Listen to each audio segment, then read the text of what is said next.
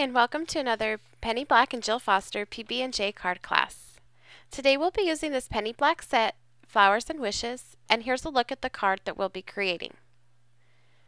This week on the blog, we will be talking about how to create cards that go from drab to fab. So today I'll be sharing with you some simple tips for coloring that will take your image from drab to fab. So here's a look at the stamped image colored in. That's the drab, and here is the fab.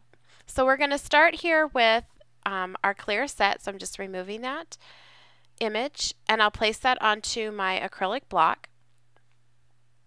I'm inking this with Memento Tuxedo Black ink, and I'm stamping it onto Copic Express It blending cardstock.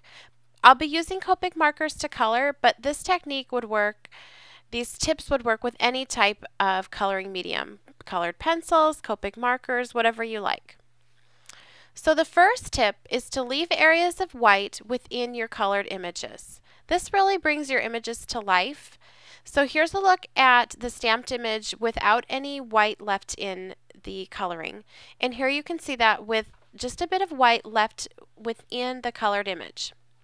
To do this, I'm taking my Copic blender, and this is the 0, and I'm adding that where I want the white to be.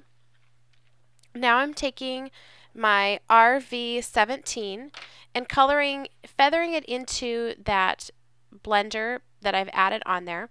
And I'm going to go back now and blend towards the darker color using the 0. Now I can go in and add my shading with RV19, and I'll add a touch with R59 here at the top. I'll go back and blend with RV17.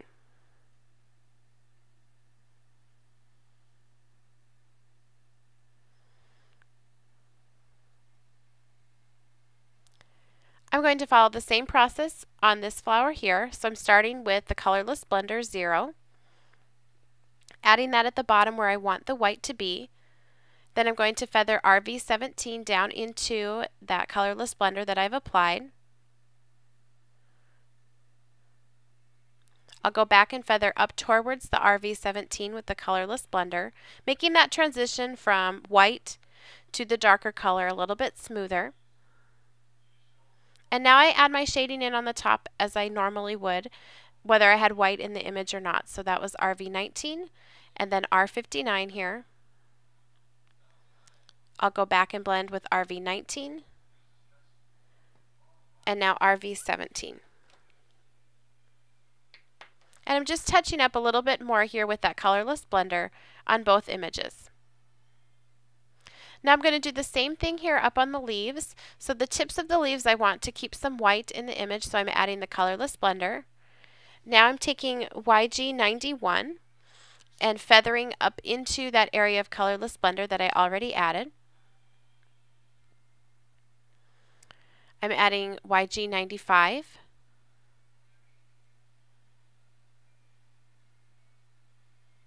Now I'm adding some colorless blender here up at the top where I want to keep some white, and blending up into that with YG91. I'll go back now with YG95.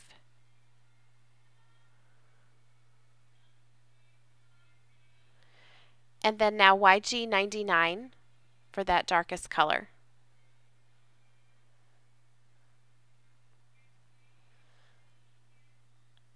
And I'm blending that out with YG95 and just coloring this top part here.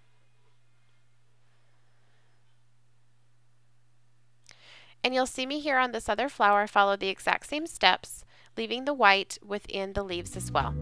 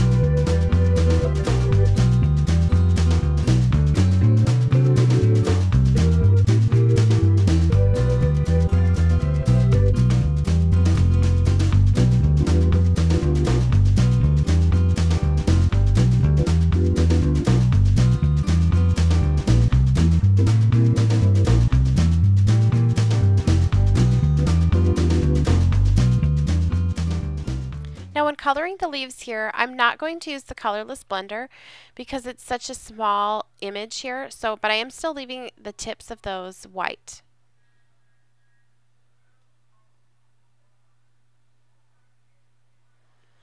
The second tip to take your coloring from drab to fab is to add subtle shading around your image. So here's the drab image that doesn't have any shading around the image, but here on the flowers you can see that yellow glow behind them really makes a difference, especially if you're just coloring onto white cardstock. So to do this, take your colorless blender and color and put down a heavy layer around where you'll be feathering out your color. I look for areas where the image creates a V to add the color. So now I'm going in with Y0000, so very light color, and I'm feathering that out towards the area of the colorless blender. I also am adding a touch of Y11 in the very inner part of that image. So I'm going in with the colorless blender, now taking the Y0000 and feathering it out towards that patch of colorless blender that I put down on the paper. I'll take Y11 there just in the corner to darken that up. I'm also going to do this right down in here between these leaves. So I'm adding the colorless blender, my light yellow,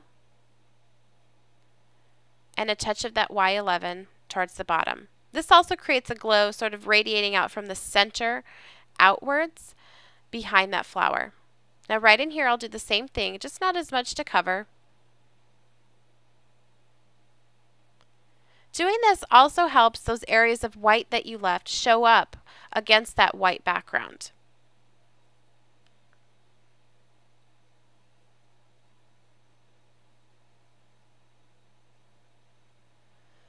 And I'm just continuing to follow the same process on this flower too.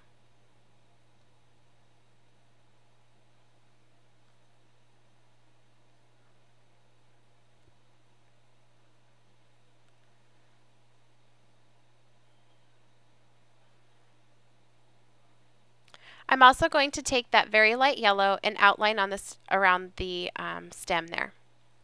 Here's a look at that finished card. I added some distressing with brushed corduroy and old paper distressing to our panel and stamped with the penny black letter background, layered onto penny black cardstock and some patterned paper. For details and more information, visit www.pennyblackinc.com.